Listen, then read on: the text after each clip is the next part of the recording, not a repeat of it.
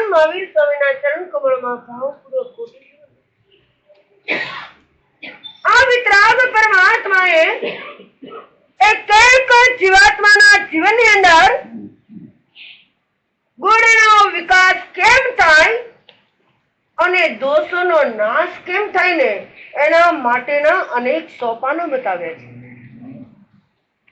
પરમાત્માએ આ અંતિમ એવી એમની દેશના ઉત્તરાધ્યાન સૂત્રના 29મો અધ્યાય આ સમ્યક પરાક્રમના 73 બોલની અંદર ભગવાને 13મા બોલે બતાવ્યું કે હે જીવાત્મા, પછાડ કરવાથી જીવને શું લાભ થાય? શું કરવાથી? પ્રત્યાખ્યાન કરવાથી. આ પ્રત્યાખ્યાન કરવાથી જીવને શું લાભ થાય? ત્યારે ભગવાન કહી રહ્યા છે, પછાણનમ બનતે જીવે કિમ જણે આસવ દારયમ નિરુભય પછાણનમ બનતે જીવે કિમ જણે. ત્યારે પરમાત્મા કહે છે આશ્રવના દ્વારનો નિરોધ થાય અને આ ઈચ્છાનો નિરોધ થાય. શું થાય? અને જીવાત્મા શીતલીભૂત થઈ અને સંયમના માર્ગની અંદર આગળ વધે છે. ત્યાર પછી ભગવાને ભગવતી સૂત્રના 7મા શતકના આ બીજા ઉદ્દેશાની અંદર પ્રશ્ન પૂછ્યો ગૌતમ સ્વામીએ.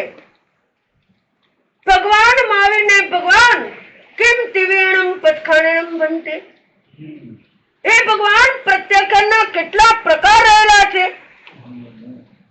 ત્યારે ભગવાન મહાવીર ગૌતમ સ્વામીને કહી રહ્યા છે દુવીએ પનતે તંજા. આ પ્રત્યાખ્યાનના બે ભેદ રહેલા છે. એક રહેલા છે મૂળ ગુણ અને બીજું રહેલું છે ઉત્તર ગુણ પછાણ.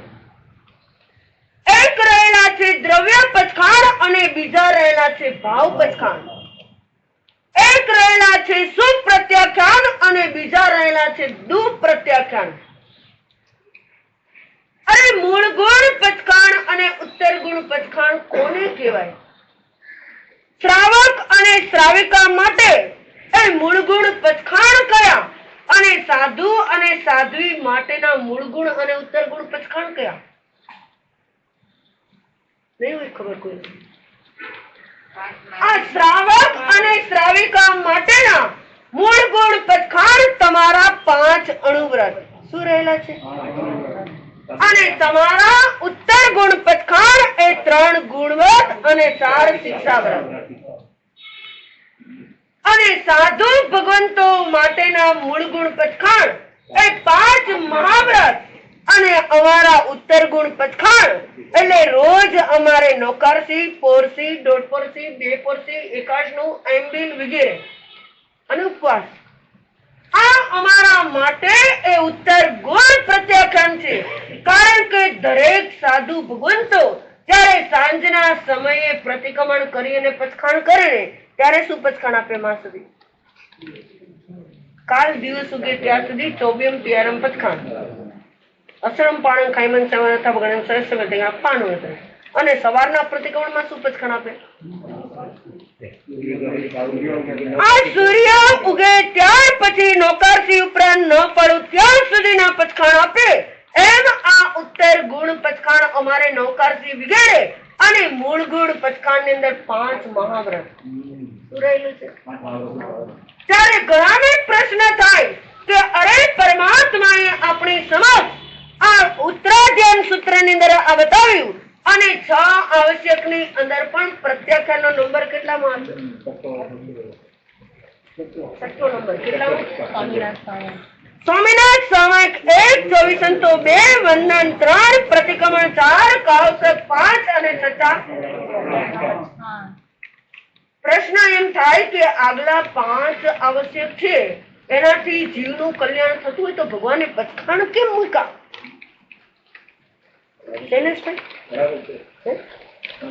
જો ભગવાન કહી રહ્યા છે પહેલો આવશ્યક એ સામયિક જેમનું મુખ્ય પ્રયોજન રહેલું છે કે સાવધ્ય યોગનો ત્યાગ કરો. ત્યાર પછી બીજા નંબરની અંદર રહેલું છે કે 24 સંતો એટલે 24 તીર્થંકરોની આપણે સ્તુતિ કરવી, એમની ઉપાસના કરવી અને ત્યાર પછી વંદન એટલે ગુરુની ભક્તિ કરવી. આ પ્રતિક્રમણ એટલે એમનું મુખ્ય પ્રયોજન આત્માનું શોધન કરવું. પણ આપણે બધા તો પ્રતિક્રમણ શું કરીએ? અમે તમે હો એમાં અમે બાકાત નથી.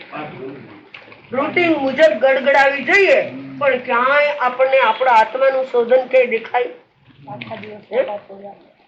આખા દિવસની અંદર જે કાંઈ પાપ દોષ લાગ્યા હોય એનો આપણે શોધન કરવાનું છે કે મારો આત્મા કયા પાપની અંદર દંડાણો, મારો આત્મા કયા પાપથી ભારે બન્યો, એ બધું વિચારવા માટે ભગવાને પ્રતિક્રમણનું મુખ્ય પ્રયોજન અને કાવસગ એ આપણા માટે પરમાત્માએ તેના માટે મૂક્યું.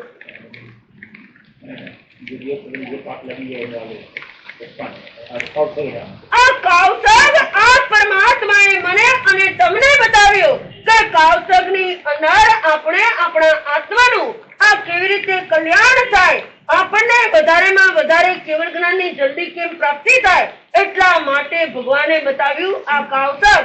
અને ત્યાર પછી 6 નંબરની અંદર પ્રત્યાખ્યાન એટલે સંવરના ઘરની અંદર આવવું. શું કરવું? આ પ્રત્યાખ્યાન એટલે સંયમ. સંયમ ભગવાને આપણને લેવાનું કીધું છે, પણ આપણે સંયમ લઈ શકતા નથી. પણ ભગવાન આપણને કહી રહ્યા છે કે તમે યતિ ન બનો તો કાંઈ નહીં, પણ વ્રતી તો તમે જરૂરી બનો. અરે તમે સર્વ વીરતી ન બનો તો કાંઈ નહીં, પણ દેશ વીરતી તો જરૂર બનો. આ પરમાત્મા મને અને તમને કહી રહ્યા છે કે સંપૂર્ણ ત્યાગ તમે ન કરી શકો તો કાંઈ નહીં, પણ અંશતઃ કાંઈક તો ત્યાગ જીવનની અંદર અપનાવો. એટલું જ નહીં, આપણને છેલ્લે પરમાત્મા કહી રહ્યા છે કે કદાચ આપણે દરેક વ્રત પ્રત્યાખ્યાન ન કરીએ તો કાંઈ નહીં, પણ દરરોજ એક પ્રત્યાખ્યાન તો જીવનની અંદર અંગીકાર કરો કે જે પ્રત્યાખ્યાન તમને પરમાત્મા બનાવી શકે, જે પ્રત્યાખ્યાન તમને પાપથી પાછા વાળી શકે. અરે કહેવાય કે એક પ્રત્યાખ્યાનથી જીવાત્માને કેવા પુણ્યનો ઉદય અને જીવાત્મા દુર્ગતિની અંદરથી પડતો બચી જાય. શું થઈ જાય? એટલા માટે ભગવાને પ્રત્યાખ્યાનની વાતો કરી. પાર વગરનું તળાવ અને કિનારા વગરની નદી. અરે આ પ્રત્યાખ્યાન વગરનું જીવન એ કદી ટકી શકતું નથી. કદી પ્રત્યાખ્યાન વગરનું જીવન ટકી શકતું નથી કદી. ભગવાન કહી રહ્યા છે ક્યારેય પાળ વગરનું તળાવ જોયું છે તમે? દરેક તળાવ હોય કે એને ફરતી પાળ કરવામાં આવે. અરે દરેક નદી હોય એને ફરતો કિનારો હોઈ શકે. એમ આપણે આપણા જીવનની અંદર પણ જો પ્રત્યાખ્યાન ન કરીએ તો આપણું જીવન પણ કદી ટકી શકતું નથી. ઘણા કહે માણસોથી બધું સાચી વાત, પણ બાધા તો લઈએ. અમે કહીએ ભાઈ તમે જૈનના બચ્ચા છો અને જૈન કુળે જન્મ્યા પછી તમે ક્યારેય તમારા જીવનની અંદર અભક્ષ્ય કે નોનવેજ કે દારૂ વગેરે પીવાના છો, તો પછી પ્રત્યાખ્યાન કેમ નહીં લેવાના? ભગવાને કીધું કે તે જૈનનો બચ્ચો હોય એ 7 વ્યસનના પચખાણ તો એના જીવનની અંદર અવશ્ય જરૂરી હોય. ઘણાને ખબર જ નહીં હોય 7 વ્યસન કયા. સિમીભાઈ 7 વ્યસન કયા ખબર? 7 મહાવ્યસન. પહેલા નંબરની અંદર ચોરી, ત્યાર પછી જુગાર, ત્યાર પછી માંસાહાર, ત્યાર પછી દારૂ, પછી સ્ત્રીગમન, વેશ્યાગમન અને શિકાર. આ 7 મહાવ્યસન એ જૈનનો બચ્ચો ક્યારેય આવું કઈ કરે અને છતાંય પચખાણ ખરા તમારા જીવનની અંદર કે અમે આમાંથી એક પણ વ્યસન અમે જીવનની અંદર આદરીશું નહીં. અમારે દરેક વ્યસનના પચખાણ. હા, કદાચ તમે માનો કે માણસોથી અમારા મનથી તો પચખાણ જ છે, પણ અમે હાથ જોડીને પ્રત્યાખ્યાન કેમ ન લો? ડર લાગે તમને કે અમારા પ્રત્યાખ્યાન કંઈક તૂટી જશે તો લઈએ ને તો? એવું નથી, પણ પ્રત્યાખ્યાન કરવા જરૂરી રહેલા છે. જેમ કહેવાય કે તમે સંસારની અંદર તમે ફ્લેટ લઈ લીધો અને ફ્લેટની ચિઠ્ઠી મળી ગઈ તમારી, અને ચિઠ્ઠી મળી ગયા પછી કોઈ કારણોસર તમારે અહીંયા રહેવા જવાનું ન બન્યું. ભાડા ચિઠ્ઠી આવી ગયા પછી, તમારા ઘરની ચાવી તમને મળી ગયા પછી પણ જો તમારે કોઈ એવા સંયોગો આવ્યા કે તમે એ ઘરની અંદર રહેવા માટે ના ગયા, પણ જેવા 2, 4, 5, 6 મહિના થાય ને એટલે શું આવશે? તમારે લાઇટ બિલ આવશે, નળનો કરવેરો આવશે, મેન્ટેનન્સ આવશે, અરે હાઉસ વગેરે દરેક તમારા ટેક્સ આવશે. ત્યારે તમે એમ કહો કે ભાઈ અમે તો આ ઘરનો ઉપયોગ નથી કર્યો, અમે તો રહેવા નથી આવ્યા, અમે શું કામ ભરીએ? એક વખત જો જીવાત્માના નામે ચડી ગયા પછી આ બધા જ ટેક્સ એને ભરવા પડે અને બધું જ તમારે કરવું પડે, તો આપણે આપણા જીવનની અંદર પણ આવી રીતે પ્રત્યાખ્યાનના ઘરની અંદર અવશ્ય આવી જ જવું પડે. અને જ્યાં સુધી આપણે પ્રત્યાખ્યાન નહીં અંગીકાર કરીને ત્યાં સુધી આપણા આત્મા ઉપર અશુભ ક્રિયાની રાવીઓ અને પાપની રાવીઓ ચાલુ જ રહેશે. કહેવાય કે જેમ તમે પેનથી લખતા હોય ને, પેનથી લખતા લખતા અંદર સાય ખૂટે. શું ખૂટે? સાય ખૂટી જાય. અરે તમે તમારી 4 વ્હીલ ચલાવતા એની અંદર પેટ્રોલ ઘટતું જાય. ઘરની અંદર સાવરણી લઈ અને વાળતા હોય ને તો તમારો કચરો ઘટે. અરે તમારા કપડાની ધુલાઈ કરતા હોય ને તો એમાંથી મેલ દૂર થઈ જાય. અરે એટલું જ નહીં, જ્યારે તમે ડોક્ટર પાસે જાઓ અને દવા લો એટલે તમારું દર્દ દૂર થઈ જાય. અને જેમ જેમ તમે મકાનની લોનો લીધી હોય ને એના હપ્તા ભરો એટલે તમારું કરજ ઓછું થઈ જાય. એમ આપણે આપણા જીવનની અંદર પણ આ જીવનને સાર્થક કરવા માટે, આ સંસારને સીમિત કરવા માટે અને મોક્ષની મંજિલે પહોંચવા માટે આપણે પણ આપણા જીવનની અંદર પ્રત્યાખ્યાન અવશ્યમેવ અંગીકાર કરવા પડે. અને ત્યારે જ આપણું જીવન એ સાર્થક બને છે. પરમાત્મા કહી રહ્યા છે, પથારી પાથરવાની અંદર એટલો સમય ન બગાડો કે તમારો સુવાનો સમય ચાલ્યો જાય. પથારી પાથરવાની અંદર એટલો સમય ન બગાડો કે સુવાનો સમય ચાલ્યો જાય. અરે કેરી પકાવવાની રાહ એટલી ન જુઓ કે આદરા બેસી જાય. શું થઈ જાય? આદરા બેસી જાય. અરે વાવણી કરવાની એટલી રાહ ન જુઓ કે આ વરસાદની સિઝન ચાલી જાય. એમ જ્ઞાની પરમાત્મા તમને એમ કહી રહ્યા છે કે પ્રત્યાખ્યાન કરવાની એટલી રાહ ન જુઓ કે તમારું આયુષ્ય જયા નહીં. ચાતુર્માસી પૂરું થઈ જાય, આયુષ્ય કદાચ પૂરું થઈ જાય, આયુષ્ય પણ પૂરું થઈ જાય. એટલા માટે પ્રત્યાખ્યાન કરવા જરૂરી છે. અરે આપણા રાષ્ટ્રપતિ જેવા રાષ્ટ્રપતિ ગાંધીજી જ્યારે એમને વિલાયત જવાનું થયું ને ત્યારે એની માતાને પગે લાગવા આવ્યા ત્યારે એની માતા કહે છે, હું તને વિલાયત નહીં જવા દઉં જ્યાં સુધી તું તારા જીવનની અંદર 2 પ્રત્યાખ્યાન તારે કરવાના. અને એ આપણા રાજકોટની અંદર બેચરદાસજી મહારાજ સાહેબ બિરાજમાન છે, એમની પાસે ચાલ હું હારે આવું અને તારે પ્રતિજ્ઞા લેવાની. 1લા નંબરની અંદર અભક્ષ્યનો ત્યાગ અને 2જા નંબરની અંદર પર નારીના બચકાણ. શું કર્યું? આ 2 પ્રત્યાખ્યાન લઈ અને ગાંધીજી જેવા ગાંધીજીને પણ એની માતાએ વિલાયત જવા માટેની આજ્ઞા આપી. શું કર્યું? જોજો. અને આપણે બધાને શેના પ્રત્યાખ્યાન? સાચું કીધું. અરે વિલાયત જાઓ કે પરદેશ જાઓ, કોઈ પ્રત્યાખ્યાન અંગીકાર કરીને જાઓ કે એમને એમ પાછા હોશ એટલી હોય ને માસાથી આઉટ ઓફ જવાના છીએ, આ તારીખે જવાના છીએ. અમે એમ કહી ભાઈ કેમ દેખાતા નથી ઉપાશ્રયમાં? માસાથી જવાના છીએ તો તૈયારી હોય ને, તૈયારી કરવી પડે. ઘણાને કહીએ કેમ દેખાતા ને તો કે માસાથી દીકરાના લગ્ન નજીક આવે છે ને એટલે ચિત્તલબેન અમારા દેખાતા. અરે ભાઈ હજી તો ડિસેમ્બરમાં લગ્ન છે, અત્યારે તો હજી પણ માસથી જેમ જેમ સમય મળે જેમ જેમ એમ અમારે તૈયારી કરવી પડે. પણ હું કહું કે ક્યારેય જીવનની અંદર આ પાપ નહીં રાવી અમારા જીવનમાં ઓછી થાય એના માટેની તૈયારી કેટલી.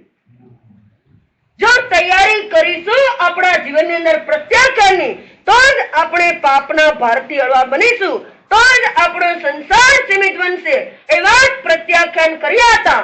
એક વખત સંતનું પ્રવચન અને રાજસ્થાનથી એક શ્રાવક આવ્યા અને સંતના સમાગમની અંદર બેઠા અને આ સંત મહાત્માએ આ ચોમાસી પાખી જેવો દિવસ અને બધાને સમજાવી રહ્યા હતા, તમે તમારા જીવનની અંદર કાંઈ ને કાંઈ નાની મોટી મર્યાદા રાખો. શું કરો? કાંઈ ને કાંઈક નાની મોટી મર્યાદા રાખો, કાંઈક ને કાંઈક તમે બાધા અંગીકાર કરો. અને પેલો શ્રાવક એ સમજી ગયો કે કાંઈ વાંધો નહીં, મારે પણ કાંઈક મર્યાદા કરવી છે.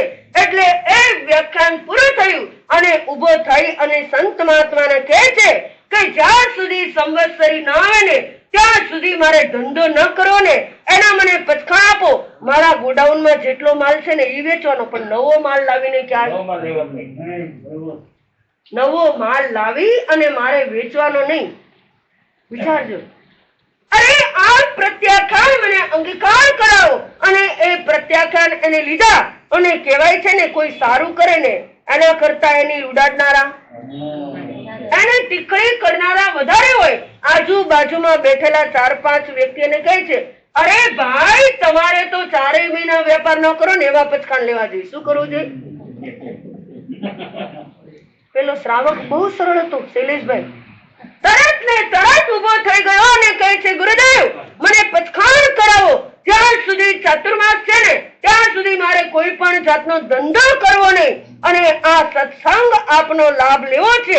અને ત્યાં ને ત્યાં એને પચખાણ કરી લીધા. અને પચખાણ કરી અને આ સરળ હૃદય શ્રાવક, સદગુણી શ્રાવક એના જીવનની અંદર પ્રત્યાખ્યાનનું એવું પાલન કર્યું ને ચોમાસું પૂરું થયું અને આ બાજુ બજારમાં ગયા અને જેના ગોડાઉનની અંદર માલ પડ્યો હતો ને એના 1 નહીં 2 નહીં પણ 4 ગણા ભાવ થઈ ગયા. કેટલા ગણા?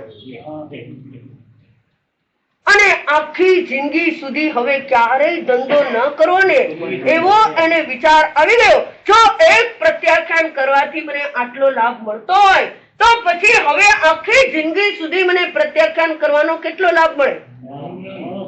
એમ આ પરમાત્મા મને અને તમને એક જ કહી રહ્યા છે કે જીવનની અંદર જેટલા પ્રત્યાખ્યાન જીવનની અંદર અપનાવશો, જેટલો તપ અને ત્યાગ જીવનની અંદર કરશો, એટલા આપણે બધા પણ વેલા પરમાત્માએ બતાવેલા માર્ગ ઉપર આગળ ચાલી અને આપણા આત્માનું કલ્યાણ કરીએ. એ જ ભાવ.